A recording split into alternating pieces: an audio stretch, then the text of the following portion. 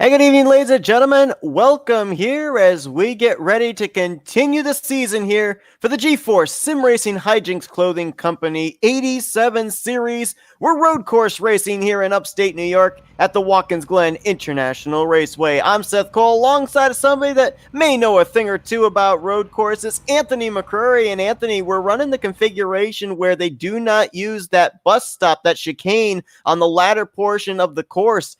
What are some of the things these drivers are going to have to tackle here today? Because Watkins Glen seems to be one of those road courses everyone's very familiar with. It absolutely is going to throw these drivers off, and Watkins Glen is one of those tracks that if you've raced in any sort of cup car since the inception of esports, then you've been to this track before. But the difference in this track, as you mentioned, is that there is no bus stop in this configuration. It's the old school layout for these cup drivers tonight, or these 87 drivers tonight, where you're going to have to be on the brakes much sooner than you think you need to be in order to make that very long sweeping turn 5. If you do not get on the brakes in enough time, with how these cars react to different aero packages and how they're a little bit unstable under braking and under acceleration, you're going to be on the edge of throwing it away up into the gravel area, into the tire barrier. They're going to be pushing speeds of 170. It's going to be something wild seeing on these first opening laps. Well, Dallas Myhand coming off a victory last week and a wild one at Daytona, and he wasn't really up there near the top of the board in terms of speed during practice, but I don't know where he pulled out this lap in qualifying, a 113.362. That's 7/10 faster than Hank Steinmiller, who was up inside of the top 4 in speeds during practice. Yeah, he pulled out a wicked fast lap. I've noticed throughout qualifying that a lot of drivers were having issues around that aforementioned turn, trying to get on the brakes and not throw it into the sand pit. And a lot of other drivers were having problems in the final 2 turns where they were having overdriving the course just a little bit and getting off track. But Myhand was able to do it the best of the rest. He's going to be so far ahead on time at the end of the qualifying, and he's getting him on the pole here tonight. Now, with the 1987 cars, the key theme that we've had all season long, doesn't matter what track we're at, is loose, loose, loose, with that low spoiler here on the back of these machines.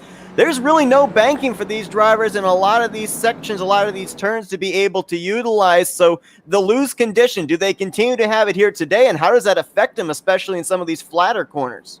Well, these cars, where they lack in aerodynamics, they more than make up for in power. So in addition to being really, really wicked loose all the time, what they are also is overpowered. They are some of the most powerful cars that we see on the current iRacing circuit. And when you get the power down, it's going to snap them around. And not having a lot of banking at some of these turns is going to be a dance, really, of What do I do? Do I get on the throttle now? Do I get on the throttle later? How do I stop this car from potentially spinning around, ending my race?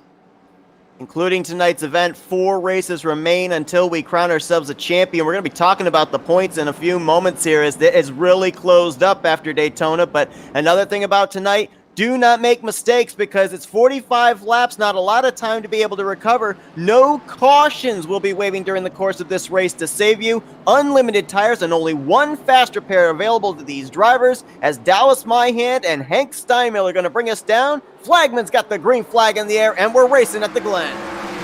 And it looks like that Myhand got a really good jump out of the gate, and he's going to get run into the back of Steinmiller, and now they're piling into turn 1. That's Tyler Riggs in the 26. The 44 of Marshall Strong went off to the left there. Another car, I believe that's Jake Hounshaw in the 83. At least 5, maybe 6 cars collected up in that one, including the race leader. And the beneficiary was the 16 car as he gets out into the lead of the race. A couple cars still lagging behind. Tyler Riggs is stopped in turn 1, has now got it teleported to pit road, actually trying to get that car fired up. But now John Wittendorf is trying to get passed by Jeff Green, a battle for second, and they actually continues throughout lap 1. Right through the carousel. That battle will be side by side as Jeff Green, whoa, got a little loose there on the inside of turn 5, trying to make the pass for second, couldn't do it. That brings Blaine Atkin into the mix, as you're right. Now leading this race, one of the guys that was the fastest in practice, I believe actually the top 2 fastest in practice are first and second, and that's Anthony Guarneri making his debut in the series today. Guarneri was able to escape that. Whoa, that was a little slap off the wall. I think that was either Atkin or Green. I'm not really sure which one it was, but you know, Guarneri, he like you said, this is his first race in this series. He was able to get on the brakes early enough. No one ran into him. He was able to get around it just in the nick of time, and now he finds himself leading the race, although he's got a Hornets that's behind him, and the slow car of Riggs is in front of these guys. They have to watch out because they don't want to run into him.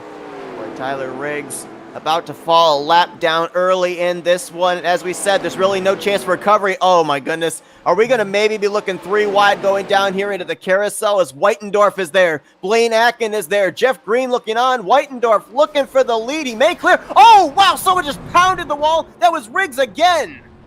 Wow, so Riggs, again, with a really bad misfortune happening to him, this time at the end of the long straight, going down into 5 of the carousel. And now he's kind of pulled off, and I think he is going to try and retire the car at this point. There is something amiss on that 26 machine as he's trying to get on and off pit, or trying to get on and off the car, but now that's made this a 5-car fight, and now Wettendorf trying to pull away, but for the battle for second is still raging as Atkin gets loose out of the final corner.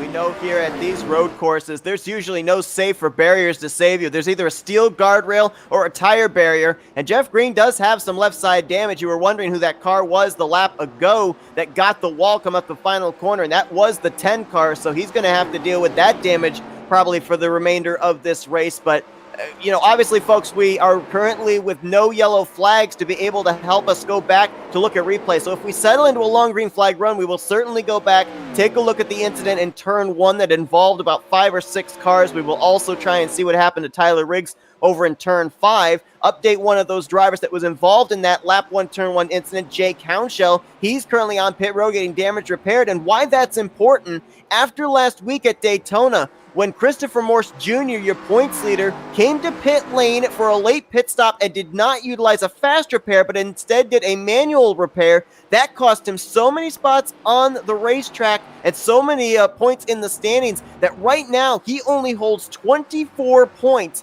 over Dallas Myhand, only 28 points over Jay Counshell. So the point standings have really closed up. And remember, this is not the new point system where you've got to get 28 points ahead of the other driver to close that gap up. It's the old point system, which makes it a lot easier to be able to close that points gap up for the championship.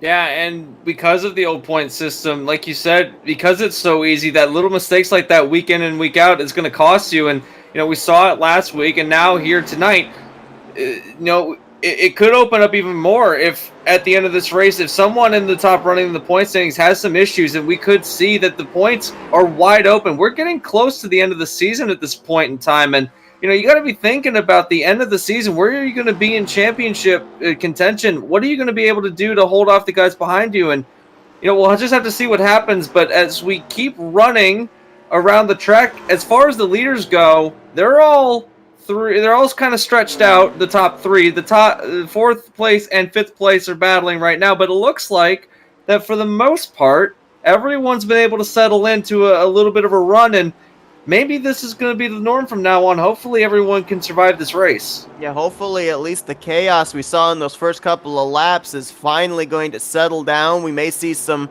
battles brewing here and there, but we got trouble with another car back here. That's out of turn 5 again. Marshall Strong in the 44. I don't think he had any contact with anyone. I think he went around by himself, and now he's actually bringing that Slim Jim machine to a stop and going to teleport it to pit road. Also, it looks like Gerald Campbell in the 31. I don't know if he and Eric Schaefer got together, but both drivers were way back here. Campbell, a multi-time winner here this season. A lot of drivers really struggling early. We'll take the opportunity here, see if we can actually go back, look and see what happened on the first lap here over in turn 1 as John Whitendorf opening up about a 1.8 second gap between himself now and the second place driver of Blaine Atkin. Yeah, he's got a bit of a run going, and it looks like he's going to pull away from Blainac, and he's lapping a bit quicker in the first section of the racetrack, and I think I think that's where his car is excelling, and where he's doing better in that section. Atkins seems to not be able to make anything up. Is wow, you were looking at someone else. I believe that was Christopher Morse. No, I'm not really sure who that was, but somebody just went around. 007 of Seth Harrelson, according to my telemetry. Yeah, that was Harrelson that went around while you were looking for that other incident that happened on lap 1. Harrelson's going to drop back at least to the 11th position. There you see the wreck going into turn 1. I mean, there's just nowhere for anyone to go. Looks like Houndshell got into the back of Marshall Strong. Riggs, my hand there.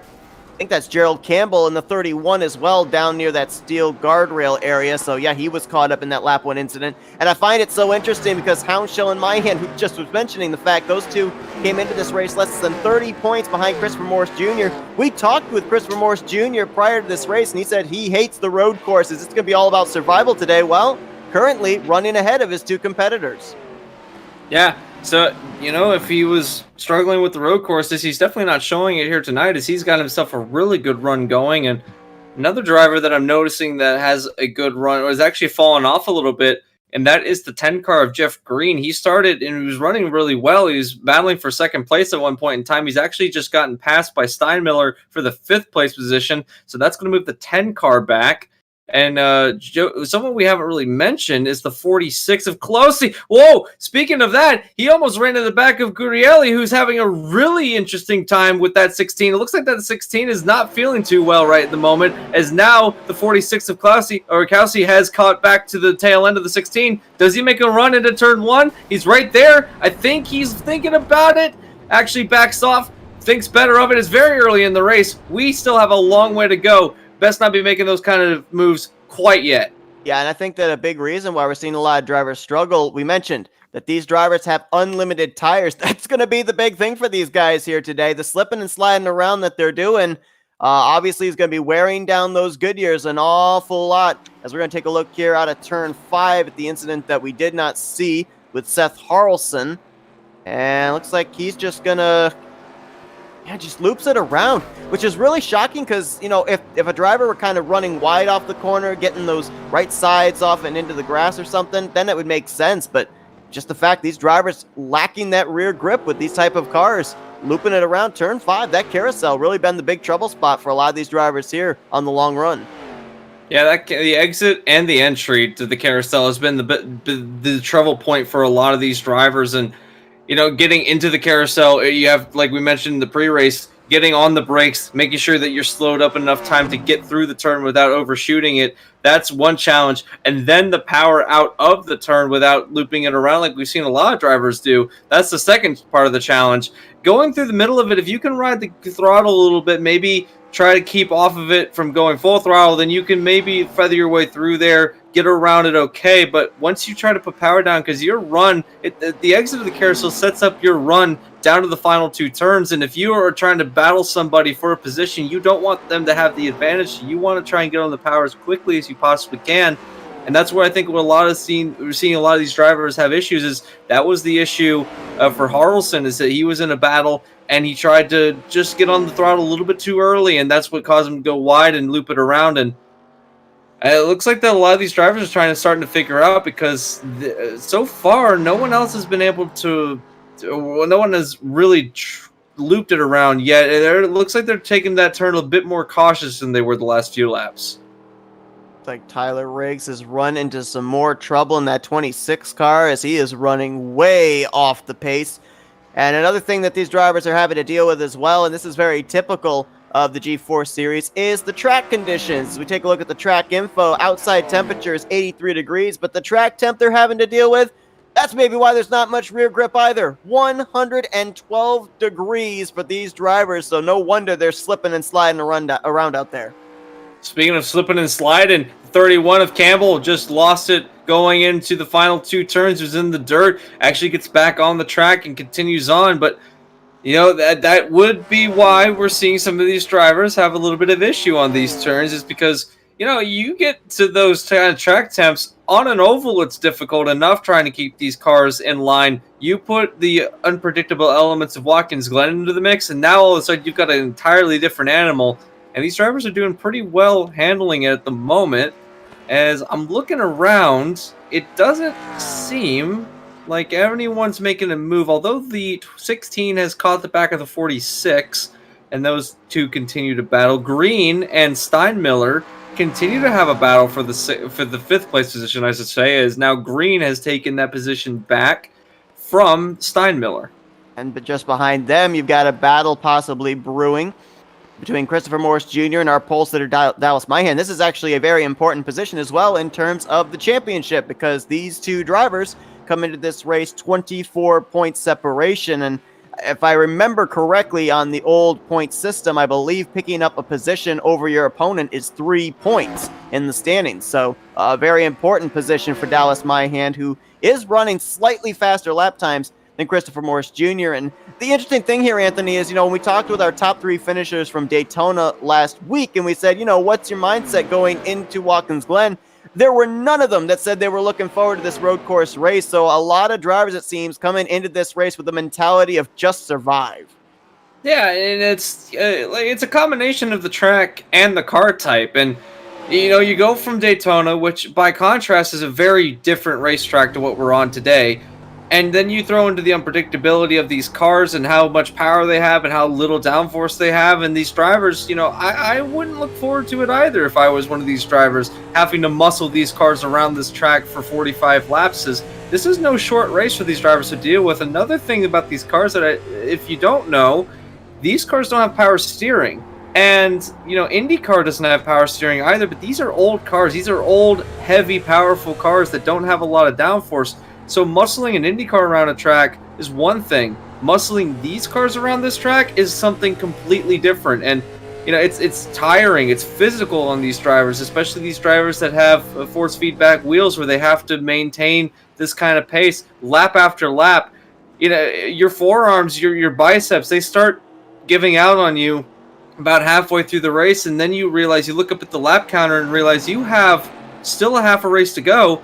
And you need to run faster than you are because you're falling behind the guy in front of you, or you need to keep position from the guy chasing you down, or trying to chase somebody else down for position. So it's a mentally grueling track. It's a physically grueling car to drive, and those two combinations together, and we have Watkins Glen. Oh, we're about to have contact here into the carousel between Guarneri and the 46 rather of Causey. Looks like Guarneri actually backed off and now loses a spot to Jeff Green as well. And, it's interesting you bring that up because you know better than anybody. When you come to these road courses, it's all about being a rhythm driver, hitting your marks, having consistent laps. But, we had an onboard there just moments ago with Guarneri when he got onto the back bumper of Causey going into turn 5, overdrove the corner, and then Causey overdrove the corner, then out of turn 6. It kind of seems with the fact, as you're mentioning, with no power steering, you're fighting the race car every single lap. It's got to be difficult to try and get yourself into a rhythm. Oh, yeah, for sure. And it's hard enough to do that with, say, a GT car. My background is very much in the GT endurance racing scene where this track, we come to this racetrack a lot and we run the full configuration. And it's hard enough to get into a rhythm at this track when you're driving a high downforce GT or even a prototype. When you get into these cars, it is kind of, like I said, it's a world of difference. And speaking of rhythm, what we saw earlier when both of those drivers tried or almost overdrove the corner, I think Guarneri did overdrive the corner, is what happens is the guy behind you tries to follow every move that you make in hopes that he can mimic your lap times, see what you're doing, and maybe do better each lap and try to get the advantage over the guy in front. When a guy in front makes a mistake, it's almost like your brain wants to follow him, even though that it's not the right line, and even though that you might hit the wall with the guy. If he does hit the wall or go off track, in your brain, it makes sense because you've been following this guy lap after lap, mimicking and basically copying his laps over and over and over again. And now all of a sudden he's gone off track and you think, well, that's the best line, so I'm going to go off track too. And then before you realize what you're doing, you have to catch yourself. And I've been caught out doing that a lot. And it's weird how the guy behind a driver reacts to guys like that doing that in front. And that's why the leader kind of has a big difficulty, because he's setting the pace for everybody. So he can kind of run his own race, but he's also setting the precedence for all the guys behind. I'll tell you what, John Whitendorf is definitely setting a pace, because last time by, he ran a 1:16.5. The only other driver up inside of the top 7 that ran a 1:16 lap time was Christopher Morris Jr. Everybody else was down in the low to mid 1:17. So John Whitendorf, it makes it a little bit easier for him, not battling with anybody, just being able to try and hit his marks here. Whitendorf looking for his second win of the season. And just to explain to everybody too, a big reason why that turn 5 is causing so many problems for drivers is a lot of drivers are used to Watkins Glen with the configuration where they have to use that chicane over on the second half of this course. With slowing down for that chicane, it helps you have a slower entry into the carousel. With these drivers now not having to use that chicane, they're carrying a lot more speed into the turn 5 configuration of this track, and I don't think they're used to it. No, not at all, because you're used to turn 5 being the bus stop, and you know how to get your braking zone for that, and your car's not going as fast at that point in the racetrack either. So when you go to brake for the bus stop configuration... Oh, gracious. I think we almost had contact there in turn 1. Sorry to cut you off. Well, I just saw that too, and that looked like it was going to be a major incident between these 3 drivers who've been together a lot lately. And this battle for third place is heating up quite a bit. As Kelsey, Green, Gruneri, they're all in a battle, and that's bringing Steinmiller. So this is going to be a 4-way battle in a few minutes, or even a few seconds, maybe by the end of this lap. But when you're mentally setting yourself up for the bus stop, knowing that your car's not going to be so fast, you know how to do that because that's the configuration you normally run. When you get into this, you're carrying a considerable amount of more speed into the carousel, and that's something that these drivers aren't familiar with either, is carrying that much speed. As Gruneri, again, tried to get on the power out of the carousel, ended up almost looping it around, but he saves it. But that opens the door for Green to go through, and now Green is going to get around the very poorly 26, who's off the track again. Luckily, Tyler Riggs gets out of the way of this battle, but now it's going to be Green almost getting turned by Gruneri, and this battle continues.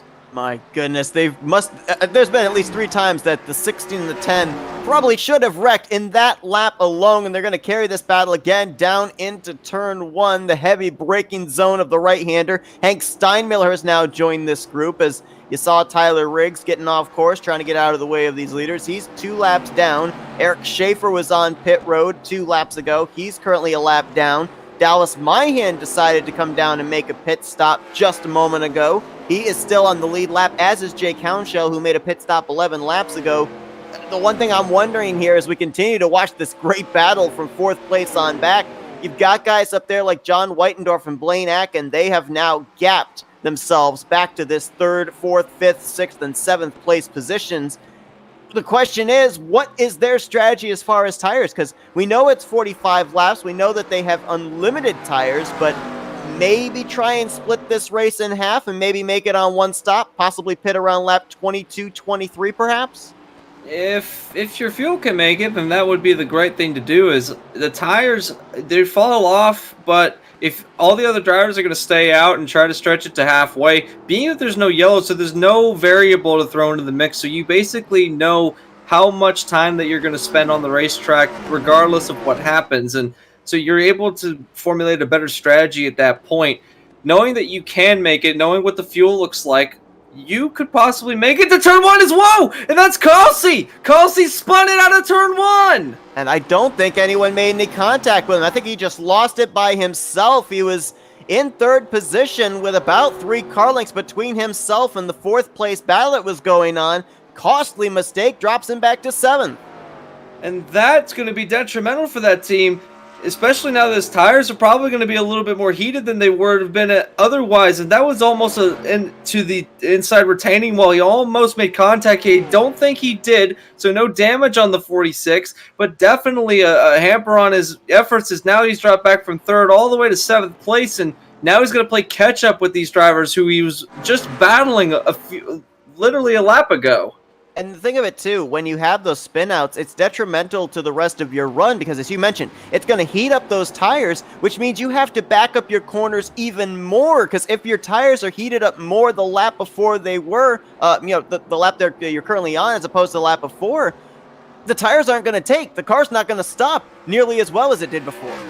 Yeah, it's like putting ice skates on these cars and then having them go on ice. It's not easy for these drivers to manage when you have heated up tires such that, a spin is going to really heat those tires up. And, Seth, you're used to driving stock cars more than I am. And I got to get it from your perspective. You've run stock cars at a plethora of different tracks and a plethora of different conditions.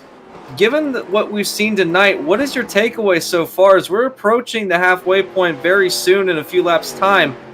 What from a stock cars driver's perspective, what are these drivers really dealing with at this moment? I touched on the power steering thing, but it seems like that they're dealing with something a little bit more than just a loose car and power steering. Well, the one thing that I'm noticing that's a lot different from the stock cars that I have driven is they're having a different condition in the corner than you're most normally used to when you head into these corners in a normal stock car. When you go into that carousel, for instance, you expect a lot of load to be on that left front, and you expect that the car is not necessarily going to turn as someone was off course there just ahead of these guys. I think that might have actually been the 16. No, oh, yes, it was. You're right. Anthony Guarneri. Now he's bringing that car to pit road.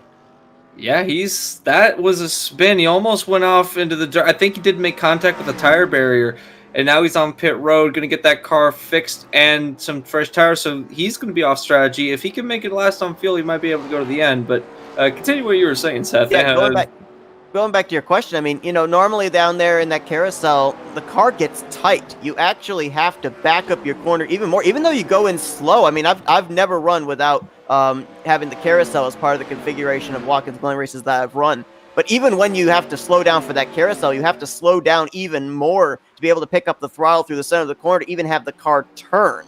You feel a tight sensation.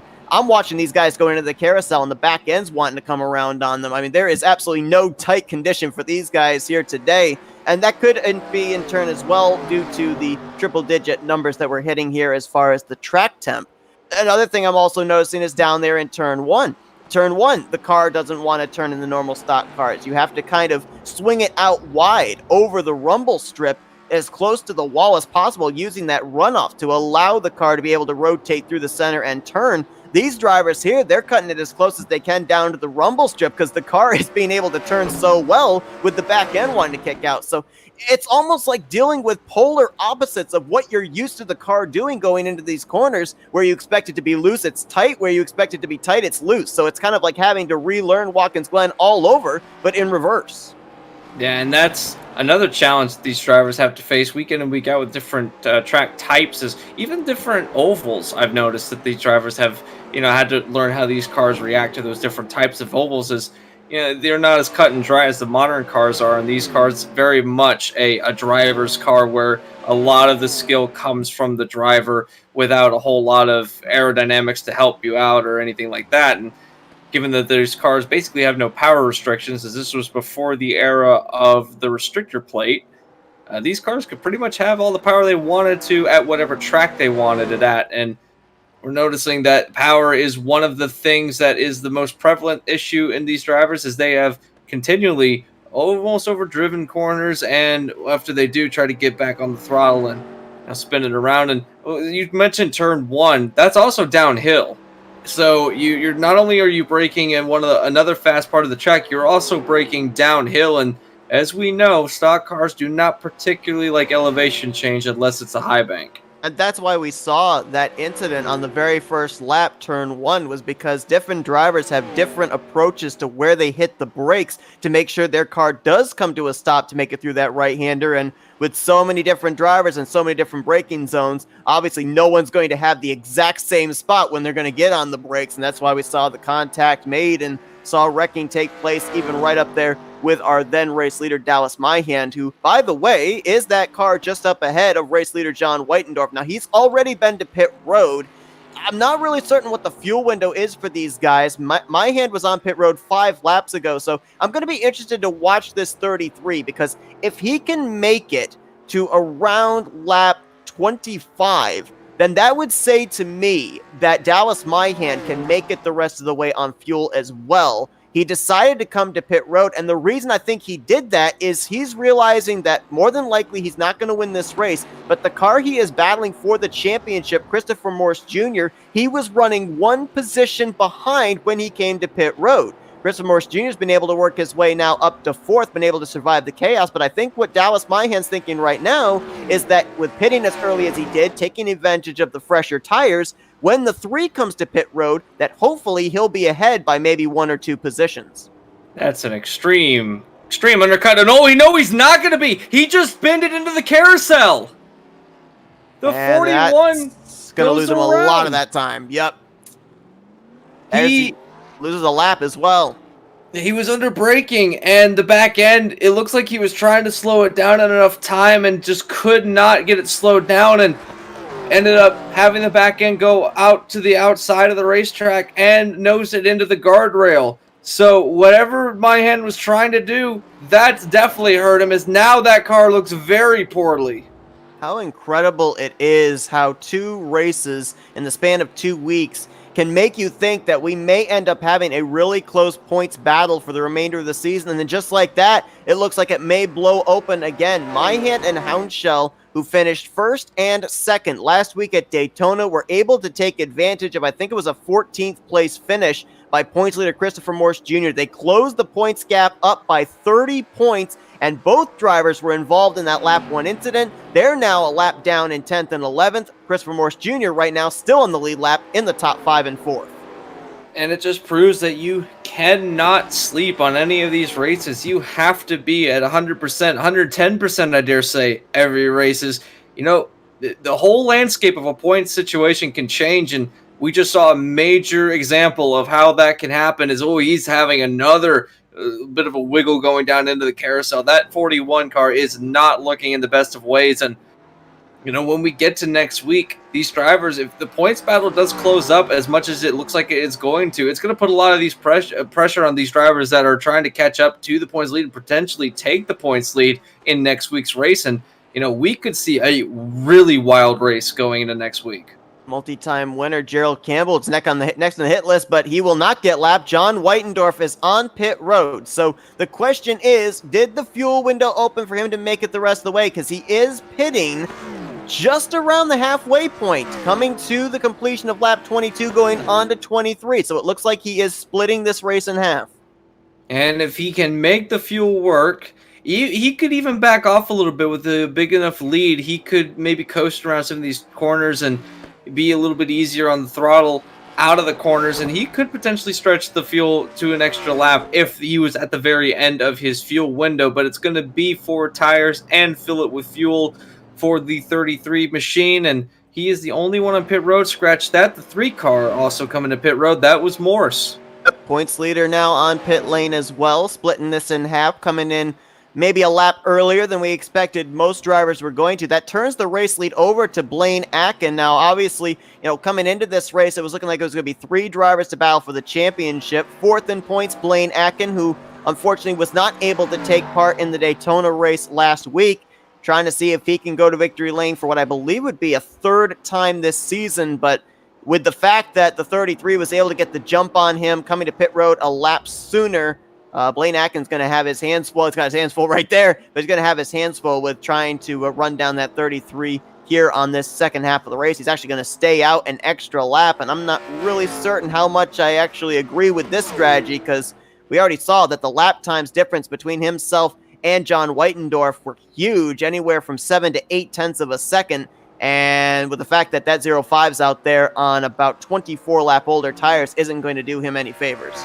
No, not at all. It's going to, if anything, it's going to hurt him even more. But, I think we're getting a good gauge on how far Whitendorf can go on a tank of fuel, because he did come down pit road a bit earlier than I think we were expecting him to. I thought he was going to go beyond halfway. It didn't quite do that. But now Atkin is staying out on 23 lap old tires, and now we know that the fuel can stretch to at least halfway. If he goes and stays out another lap, which I don't think he will definitely confirm that that 33 car can retake the lead and not have to pit again. So it very much is a one-stop race for most of these drivers. But with a lead like that, what are we going to see? If he going to continue this big lead, or do you think that someone could run him down?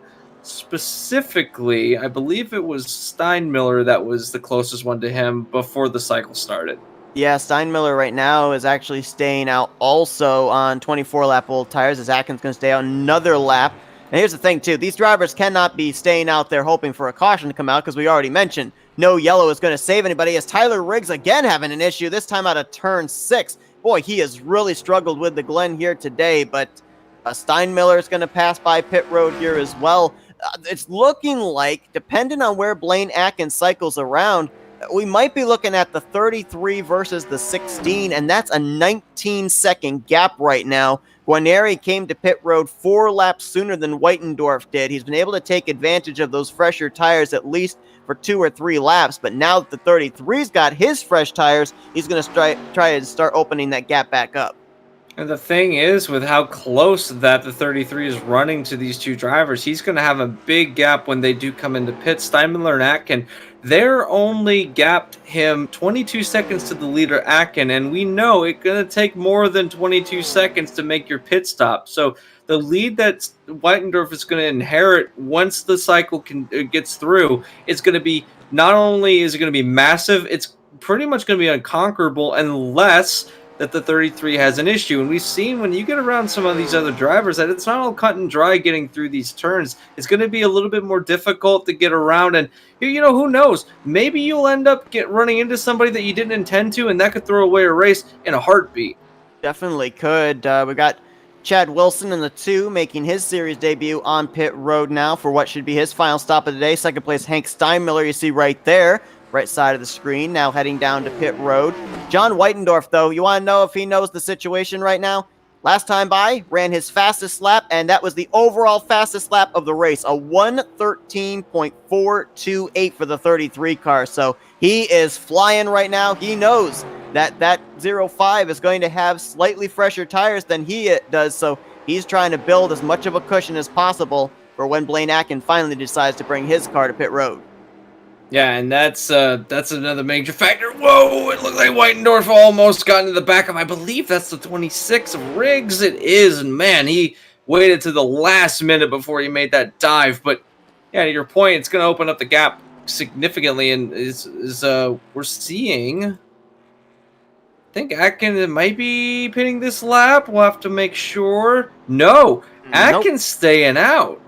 I'm not sure what this strategy is, to be honest. I mean, Blaine Atkin was firmly in control of second position when these pit stops began. He had about, I think it was 19 to 20 seconds between himself and the third place car. This strategy, I do not think in any way, shape, or form is going to get him this win, especially with the fact now that he's got 24-lap older tires than the 33 of Weitendorf, who is laying down some of the fastest laps of the race currently. I would love to be a fly on the wall of that car, figure out what the strategy is that Blaine Atkin is thinking right now, because just based on looking up here at the numbers and the lap times and everything, there's no way this can be a race-winning strategy. Unless the fuel can go longer than we think it can. It definitely can't go 45 laps. That's a given. But, if you can get a big enough lead, and let's say that you do be able to stretch it out to beyond 3/4 of the race even, you can come down pit road, maybe take a splash, maybe a can of fuel, and dare I say it, no, he bends it! Into the sand there off of 6. And I think he's coming this time. I think he's gotta. No, he's not! Wow, Atkin is determined to make this strategy work. So what happened there was he just overcooked it. These tires are so old that there has to be little to no grip left in those rubber. And when you're driving this race the way you are, trying to stay out, the car is getting lighter, the tires are falling off, you're trying to maintain a gap, which is still 14 seconds. So, it's still big. What I think he's trying to do is, before he bend it, what I think he's trying to do is he's trying to stretch it as far as you can. Get to maybe 3/4 of the way through the race, if that's even feasibly possible. Once you get there, come down pit road, get as little gas as you need to make it to the end, which at this point, we've pretty much deduced that it's going to be next to no fuel when he does come down pit road. Do I dare say he doesn't take tires? That's not a very good strategy, but if it means that you can stay out in the lead and perhaps even hold off Weitendorf, make your car as wide as possible, make it a challenge for the 33 car to get around, maybe that's the strategy he's thinking, although I don't think it will work. I mean, even if it does that strategy, his main opponent is not going to be Weitendorf. His main opponent is going to be the 4 Goodyear tires that he's got on that race car. Because we just saw moments ago, he's running by himself, overcooks it going into turn 6. So he's already fighting that race car and the lack of grip that he has there on 29-lap old tires. I mean, you just saw him right there going down to turn 1. You saw how the car was wiggling back and forth. He is finding absolutely no front brake in those front tires right now to slow him down. So, yeah, in order to go with a splash and go or even to take a half can of fuel, he's got to go with a no tire strategy. And just based on how he's struggling right now, I don't see how that's something that he can even possibly consider. Especially given the gap that he's got right now, even if he goes down pit road and does do everything that we said, he's still going to lose the lead because there's no way you can get down pit road that fast. Oh my goodness, talk about drifting. Whoa, he should join Formula Drift with that kind of driving. Wow, that was a save. We should play that Deja Vu music, but I think we'd get copyright stricken. Initial D intensifies. Man, that was incredible. I mean, for Blaine Atkin right now, obviously, to your point, the interval right now is about 11 seconds between himself and John Weitendorf. And this is one of the slowest pit roads here for road courses. It's a I think if I remember correctly, 45 miles per hour. Now that may not seem like it's that slow to people that drive down the interstate or drive down country roads, but at a track where you are going nearly 140 miles per hour down these straightaways, it is an agonizingly slow pace. It's an eternity to drive that slow. And, you know, in GT racing at this track, it's actually 35 miles an hour is the speed limit that you're restricted to on this pit Snail's road. pace. It's horrible, especially when you're in a prototype and you're used to going upwards of almost 200 miles an hour at some parts of the track, and now you have to slow down to being a snail's pace. It's frustrating to have to come down to pit road, and like we said, he did lose the lead. He did get fresh tires. This gap is going to be big, and he's actually going to lose the position to Jeff Green and Gunarelli. So I don't know what his strategy was, but he has put himself in a position to battle for the second place position. How about Jeff Green? We didn't even realize he's now running second after being as far down as almost 7th at one point. Yeah, Jeff Green was on pit road 6 laps ago. I'm trying to look and see. I think he did use his one fast repair after he got into the tire barriers off the final corner of 7. So he is got a brand new, clean race car for himself. But yeah, I don't think he's going to be able to hold off these fresh tires of Blaine Atkin, but certainly looking like he's in line for a podium position. And just to look real quickly here, too, as we're closing in on 15 laps to go as far as our championship picture. Christopher Morse Jr. is currently in the 6th position. We know he can make it on fuel. Dallas Myhan 2 spots back in 8th. Big question mark on whether he can make it on fuel or not. He's been out there for 16 laps, so he needs to be able to go 32 laps on 1 tank of fuel. Don't know if that's possible or not. And Jake Hounshell, who was on pit road really early on after the damage he sustained from the lap 1 incident, he's been out there for 27 laps. And as we said, very unlikely that these drivers are going to be able to go over 40 laps on a tank of fuel. He would have to go 42 laps on what he's got in the tank to be able to make it the rest of the way. I think that 83 especially is destined for one more pit stop. That 41 question mark there. Yeah, exactly. Well, we saw Atkin, which gives us an idea of how long you can go. It was below 31. So I don't know if he pitted out of desperation for tires or if he pitted because he needed to. So again, we really don't know why he pitted or what the reason he pitted was. My hand might be in a good situation, but as you mentioned, those other drivers, they might not be so clean and cut as, you can't go 40 laps. We do know that much, but as far as my hand goes, it's going to be really close, and we're going to have to keep an eye on that. What I am also keeping an eye on is the fact that Blaine Atkin is closing the gap on Whitendorf. I think he's also spinning it there out of turn 6. He saved it, but nearly bent it into the tire barriers there off of turn 6. Gracious. Wow, that's the second time. Third time, actually, he's almost done that. And man, again, a nice save. You got to give him credit for all the times that he's found himself spinning around. He's been able to save it. So that 05 car, that 05 team is getting his car set up to be perfect for, disaster avoidance, I should say. Is that could have ended his race too. And the fact that he's still running up in second place after we saw him almost destroy his car going into the carousel and then out of the final 2 turns, it's incredible that he's up here and he's actually still capping Jeff Green. That car's got some major speed. Definitely. I mean, there's no doubt about it. We have seen Blaine Atkin. He loves the loose race cars, and I think that's a big reason why we're seeing these tremendous saves out of this 05. A big reason why we were kind of missing seeing him last week at Daytona to see what kind of saves he'd be able to pull off there.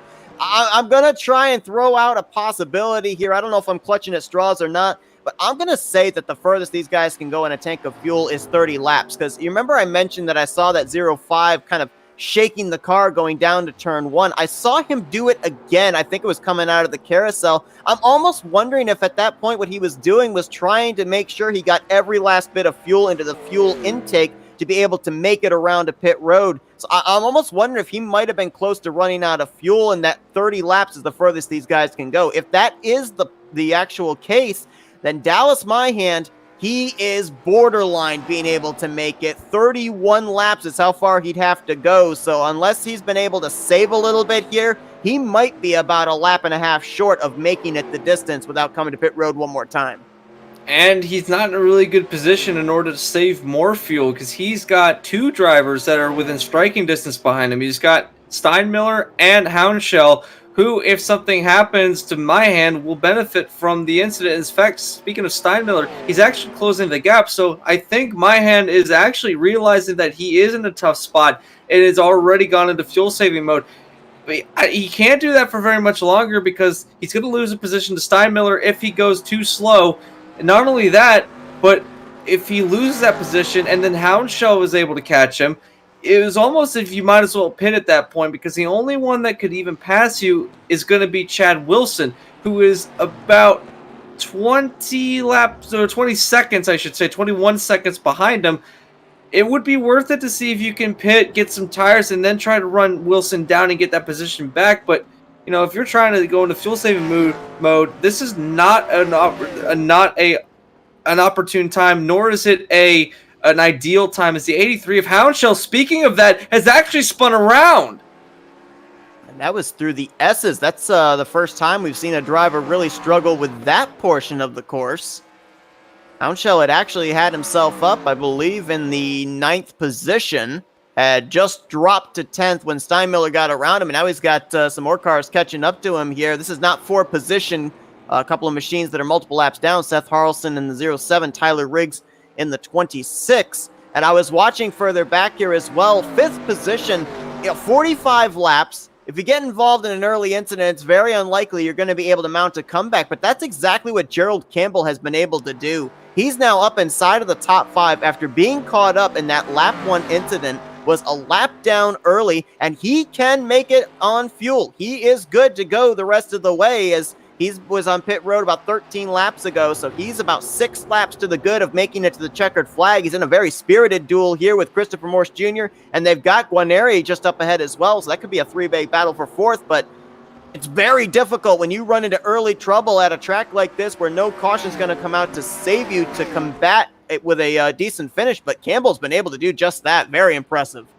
He must have never give up printed somewhere in that car because that's exactly what we've seen out of him tonight. It's, like you said, found himself in a very tough situation, has been able on the racetrack to do that all by himself, no assistance from any yellows, like you said, and man, he is on a whale of a battle right now with the points leader. And I also want to touch on Houndshell or Steinmiller past the 41 of my hand, so that's a position loss for the 41. Now he actually is ramping up the pace a little bit, trying to keep up as the 2 cars on pit road for some reason. So that's Chad Wilson. So this is the battle for my hand. I think he's gone out of fuel saving mode. He's now just focusing on trying to run down Steinmiller, and that's another incident in a case of, monkey see, monkey do. And yeah, wow, it could have been ended up bad for both of those drivers. But yeah, again, Campbell, and now pulling away from Morse Jr.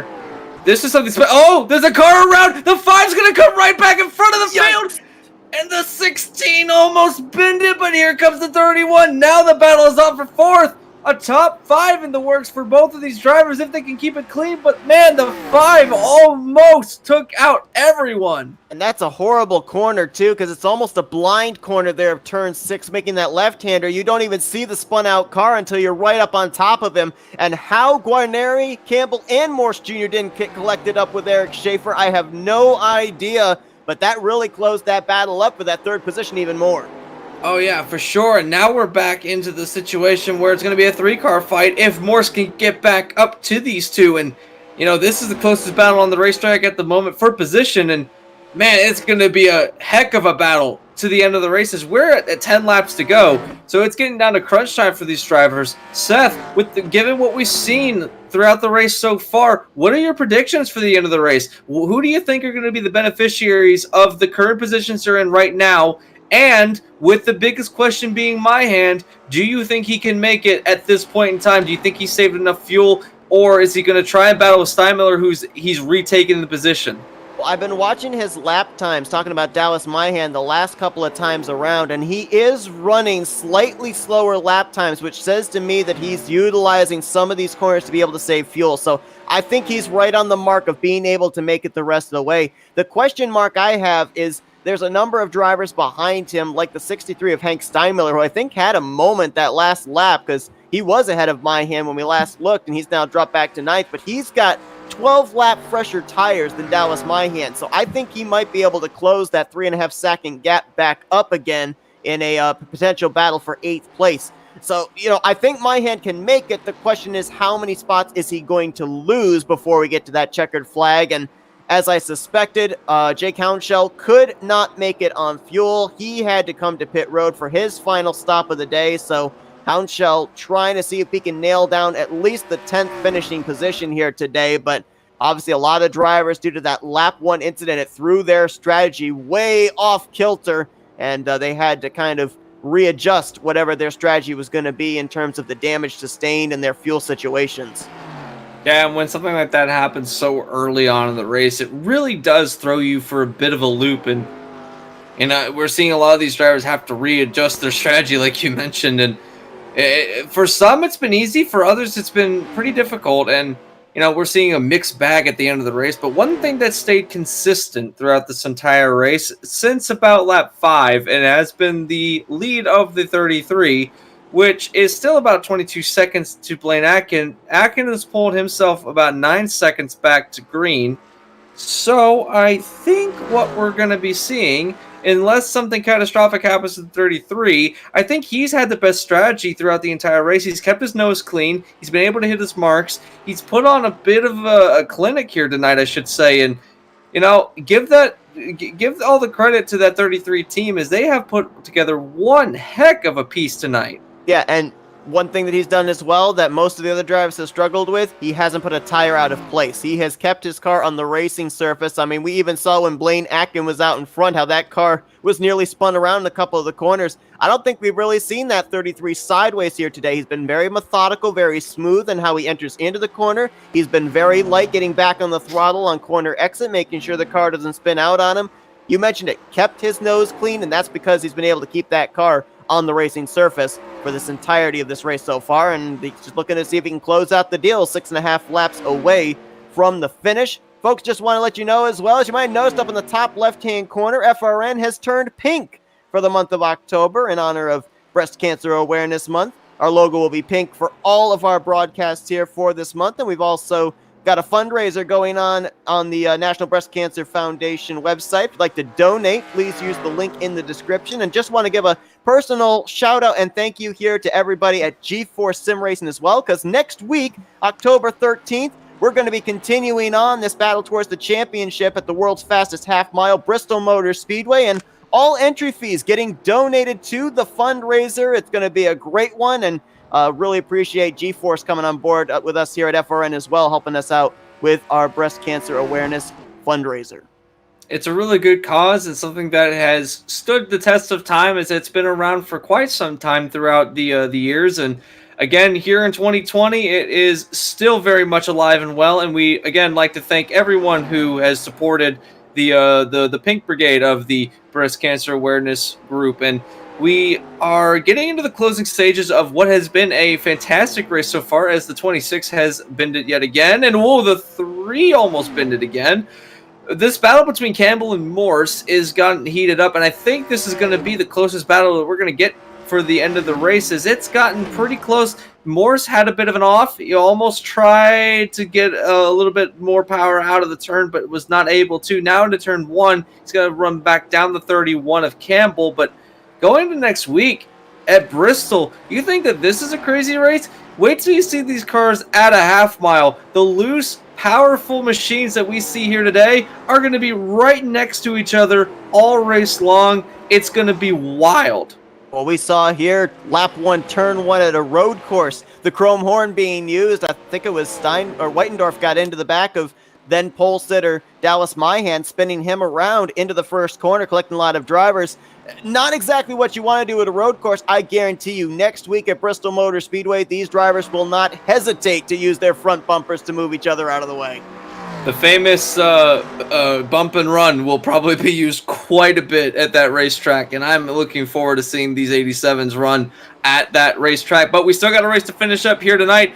We're getting down to crunch time. It's a last-ditch effort for some of these drivers, especially the points leader. Can he get another point? Another point towards his championship hopes, and hoping to stay within the points lead. And if he can get around the 31, it's going to be crucial going into next week, because he'll have a bit of a bumper that he didn't have if he finishes where he's at. A top 5 finish is nothing to shake a stick at, but you know that he wants something more than 5th. Well, obviously, I don't want to say what Christopher Morris Jr. is saying just in case I'm wrong, but, if I'm the driver of that 3 car right now, the only way that I get up there and battle with Gerald Campbell for 4th place is if Campbell makes a mistake.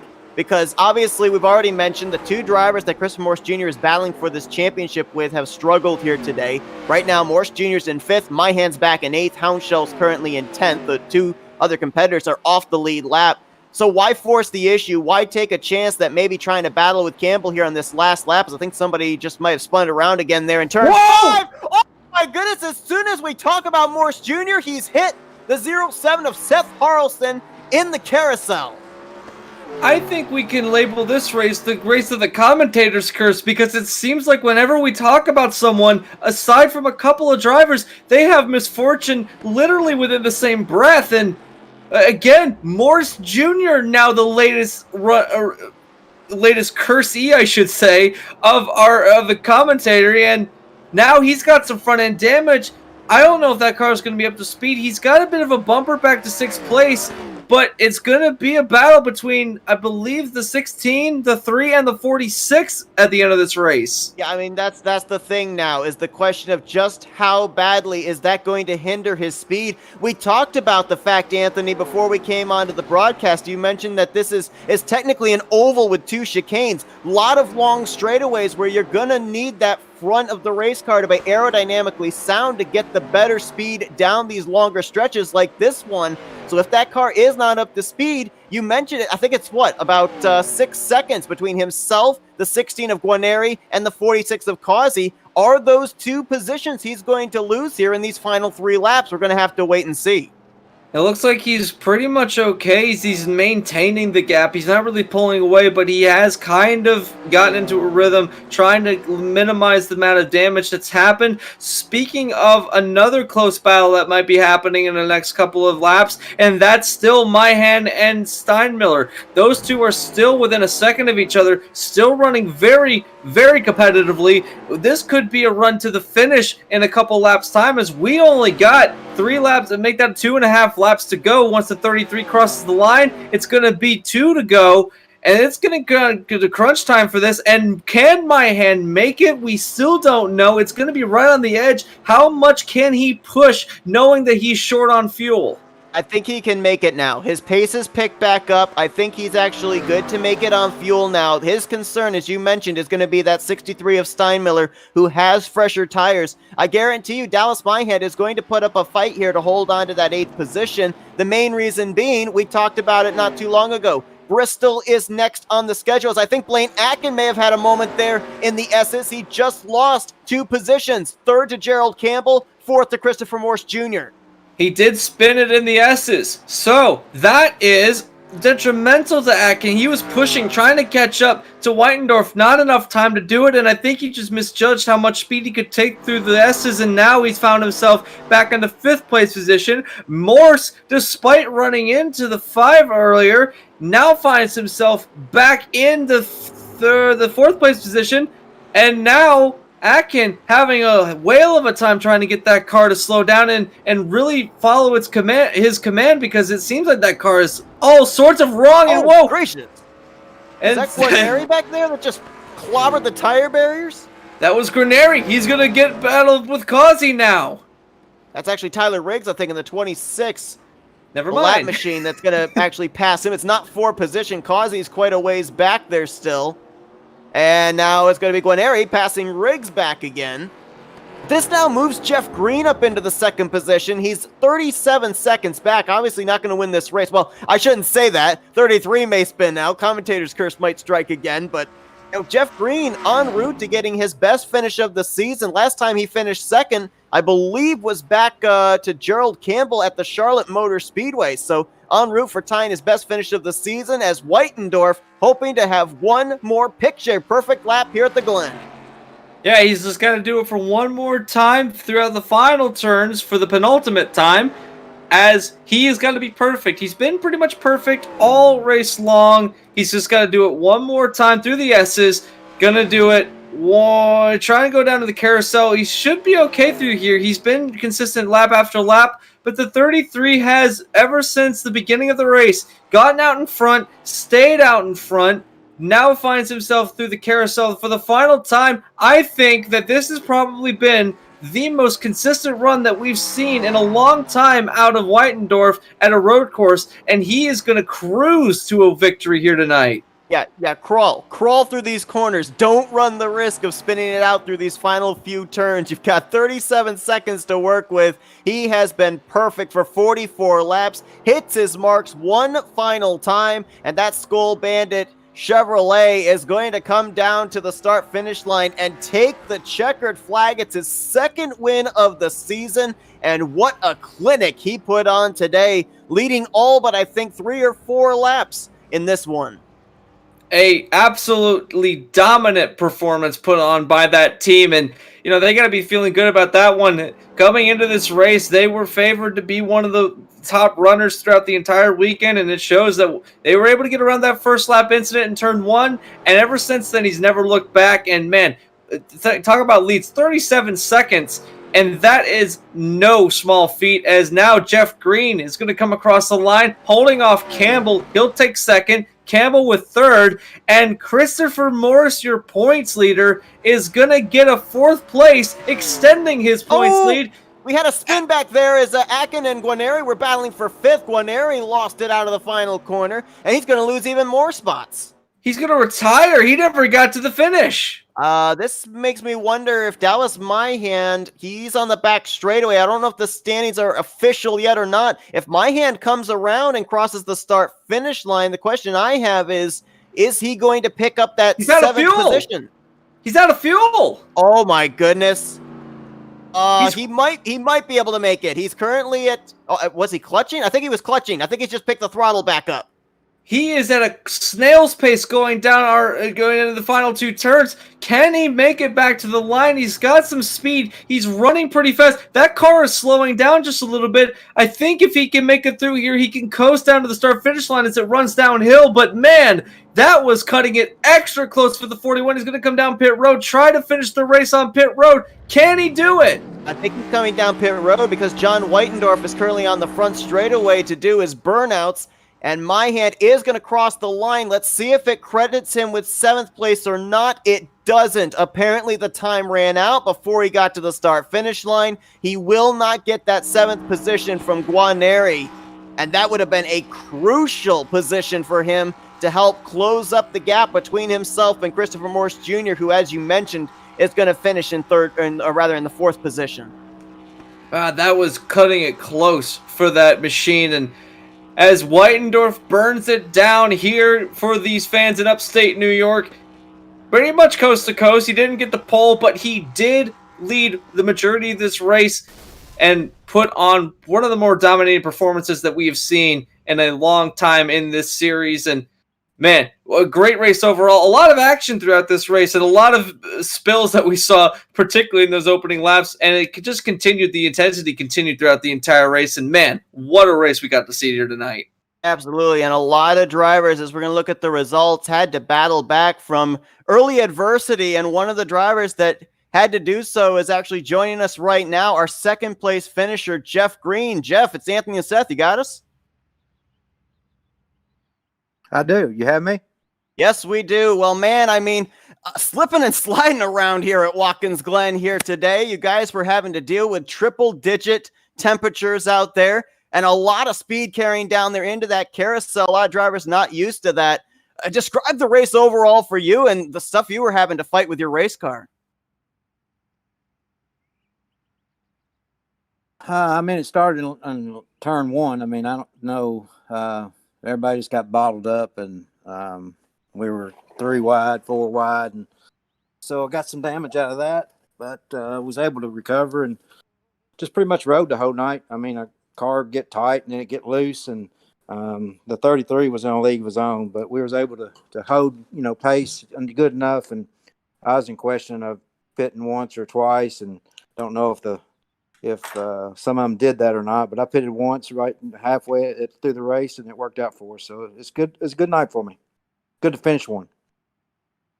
We also saw, a lot of battling for position going on, but it kind of seemed like the battling didn't last very long. Was this more of a type of race where you were waiting for others to make a mistake to be able to pick up positions, or were you able to, even with fighting the race car, to be able to battle with each other cleanly, to be able to make clean passes?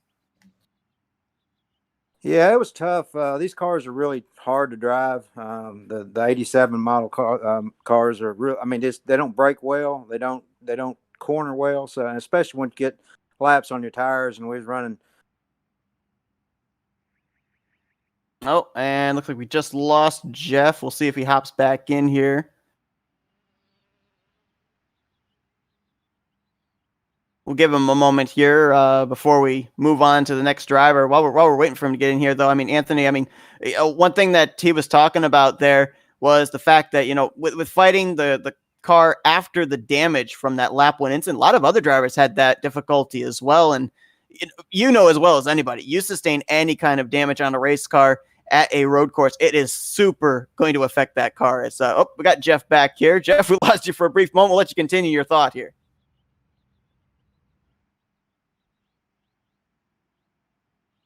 Are you still there? Yep, we've got you. We'll let you continue your thought here because it looked like you got disconnected there. Yeah, it was a good night for us. I mean, it's just hard to race with these cars. They don't handle very well, especially on older tires. And I was able to pass a few guys on new tires, but once the tires got older, you slide around so much, you just got to protect yourself and protect your position. I was just racing the racetrack basically the whole night and was able to hold on to a 2nd place finisher. It was a very convincing 2nd place finish, I might say, because you had one of the faster cars on the racetrack, despite all the issues that we saw, especially on lap 1. A lot of incidents that you had to avoid throughout the entire race. It was really kind of fun to watch some of these drivers get around this track and have to fight it. But going into the next week, if you're going to participate in next week at Bristol, I mean, that's going to be another intense track for these drivers to run on, and especially with this car type. Are you looking forward to next week if you're going to be there? And if so, what are you expecting out of that race? Absolutely, we'll be there. It's Bristol's. We are going to Bristol. Is that what you said, right? Bristol? Yes, sir. Yeah. It. In the real world, it's pretty amazing racetrack and tough racetrack, but on the simulators, it's it's unforgiving so much. And if you overcharge the corner by a foot or two, or if you miss your line by a foot or two, you pay for it throughout the corner. So, especially with these kind of cars, you just can't do that. You gotta let off to go faster, basically. Especially with these '87 model cars. So, looking forward to it. Anytime we can get on a simulator and go race somewhere, especially someplace that I've been in real life and had I've won a couple of races there, so in real life. So hopefully that'll transfer over to the simulator, and hopefully we have a good night. Well, Jeff, you've been really close to being able to go get a win here in this series. I think this is your third second place finish. So hopefully Bristol does have your name on. You'll be able to take your first checkered flag of the season. But we're going to now turn the microphone over to you and let's do some shout outs now.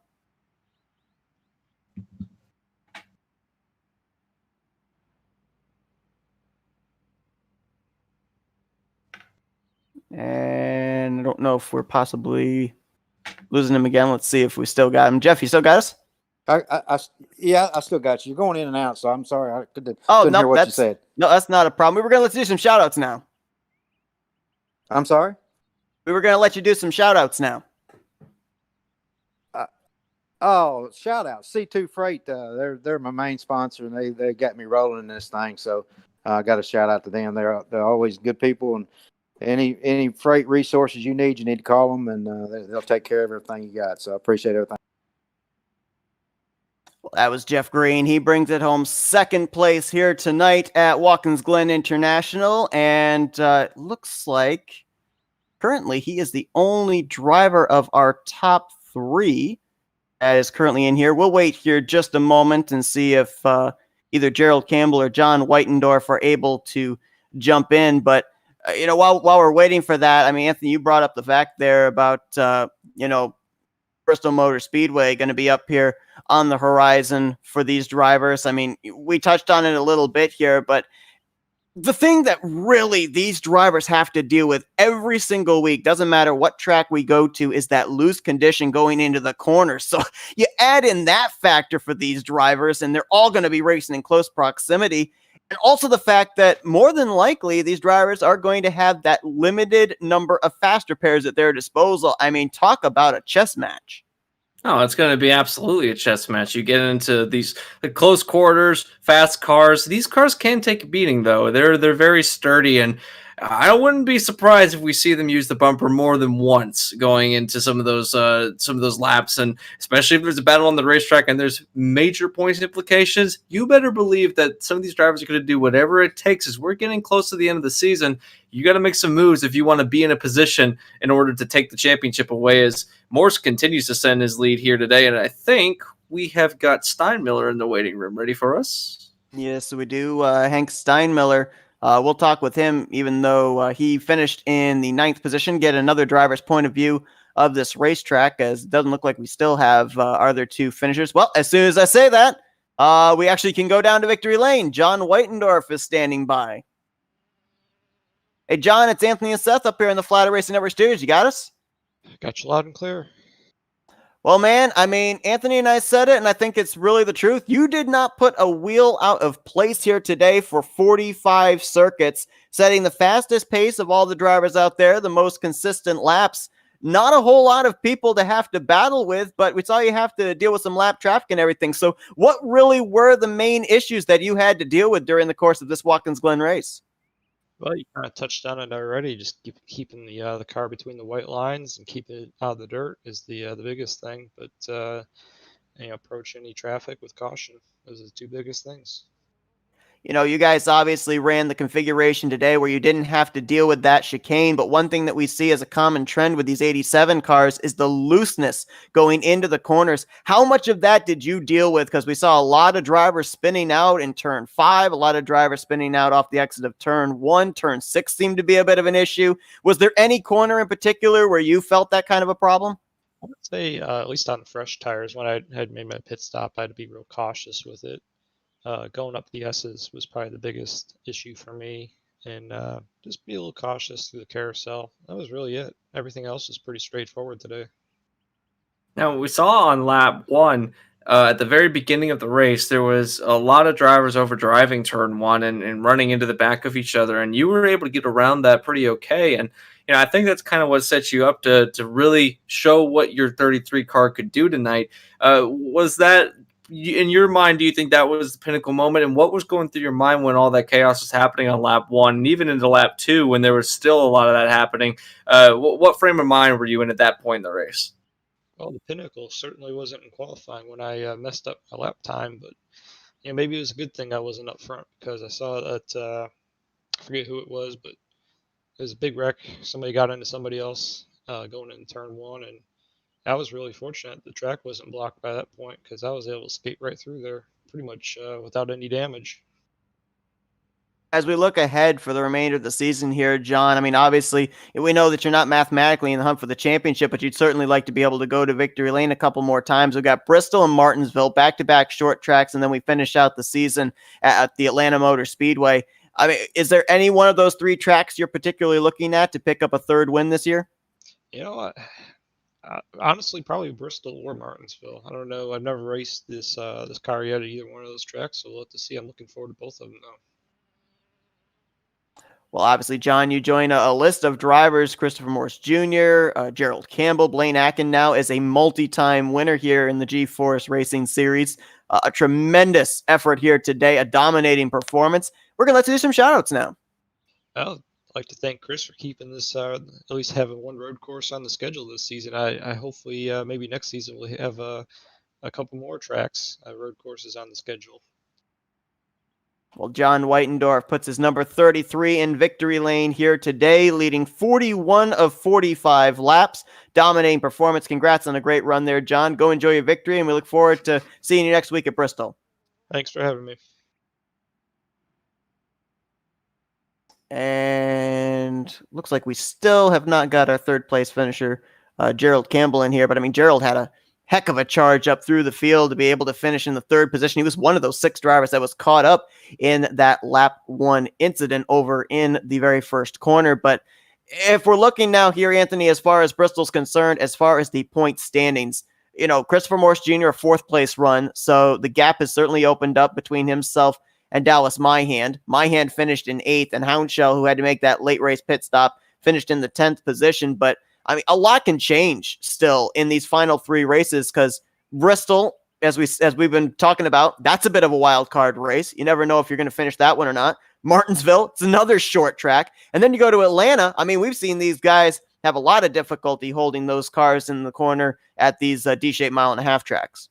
Oh, yeah. It's going to be, they're going to go to 2 very different track types. You got the 2 short tracks, and then you have the very fast mile-and-a-half. With these cars, we're going to see some very quick speeds. Probably, I would dare say, getting into the 200-mile-an-hour mark at some of the points in the track if you have a good enough draft. So having the fact that these cars have very little downforce, very powerful, when we get to Atlanta, if there's a close points battle, it's going to be all game on for all the drivers involved, and especially at Martinsville. We can get through Bristol. Okay. Martinsville, it's a slower half mile track, I should say. The paperclip, as they say. And, if you have tempers brewing from Bristol, that's going to carry over into another track where you're going to find yourself close to these drivers and close to these other competitors a lot. And if there's any bad blood, especially if you're in a points battle, do you think that we're going to see some revenge being enacted at Martinsville before we get to the season finale? And if we see that happen going into the season finale, do they use the bumpers? It's going to be very interesting to see all those possibilities, all those potential storylines play out as we do have our 3rd place finisher, Gerald Campbell. Around in these cars. Gerald, it's Anthony and Seth up here in the Flatout Racing Network studios. You got us? Yeah, sure do. Man, you must have passed the most cars in this race because you were caught up in that lap 1, turn 1 incident. You came down pit road. I think it was about 2 or 3 laps into that race. You made it to around the halfway point, then come down pit road. And somehow after all of that, you battled your way up into the podium to finish in the 3rd position. I have to ask, with the pace you set right there, do you think that had you not got caught up in that lap 1 incident, that you would have had something there for this win today?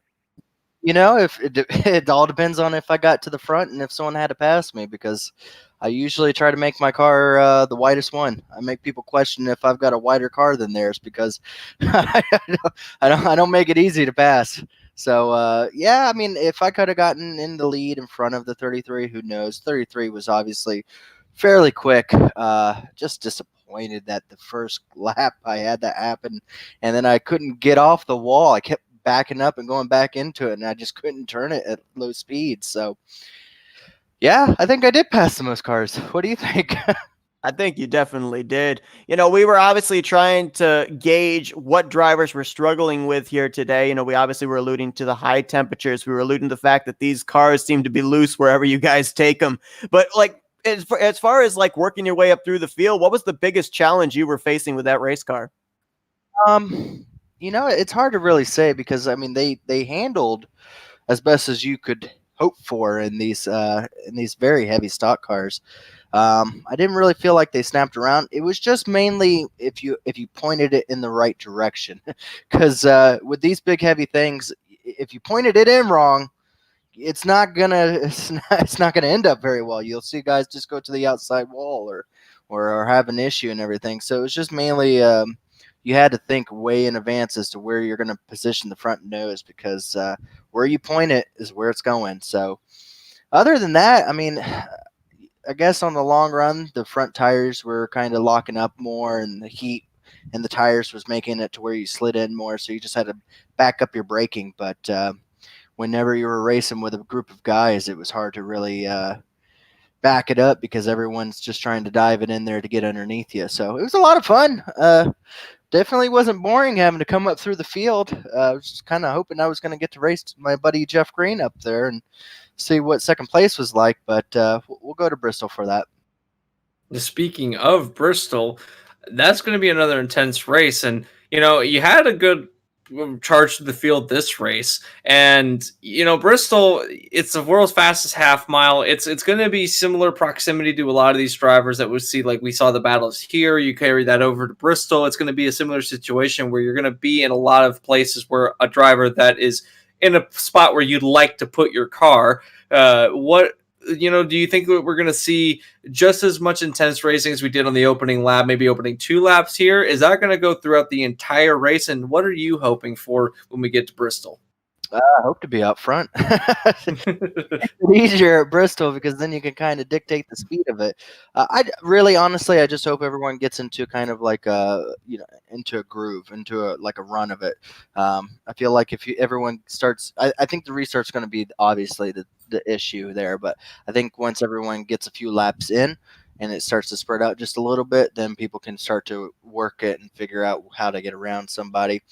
Where the issues come is whenever you're challenged to pass someone, because if you don't make the pass, then you're going to get freight trained by 2 or 3 people because you're in the wrong line or something. So as long as it's pushed to, where it's gapped out a little bit, I feel like people in this league can definitely make sure to race tight, but figure out a way to get around each other. So, if I had a choice, though, I'd like to just be out front and not have to worry about any of that.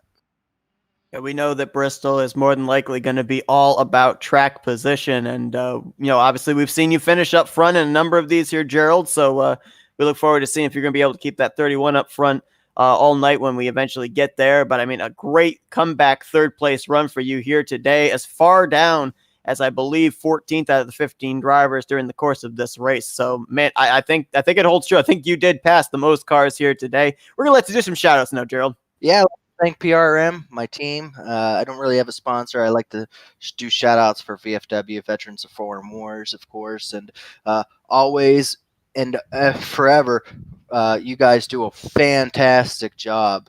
So I just like to give a shout-out to you guys. You guys always bring the best entertainment for these races. You make a lively show at it, and I just like to be a little bit of an entertainment for people, and you guys do a good job of being able to do shout outs for us drivers out there. So other than that, anybody that watched into this point, like I said, I enjoy these things, so I hope to go out and win the next all of them. So, that's my goal is to. I don't really care about points or care about this or that. I just like going out and having hard racing because in these vintage cars, it's all about who has the muscle, and I like to show the muscle. So, other than that, I'll see you guys next week at Bristol. I can't wait. That's going to be a blast. Everyone loves Bristol, even though some of us don't like to show it after the race. But can't wait to go and see what we can bring to the table.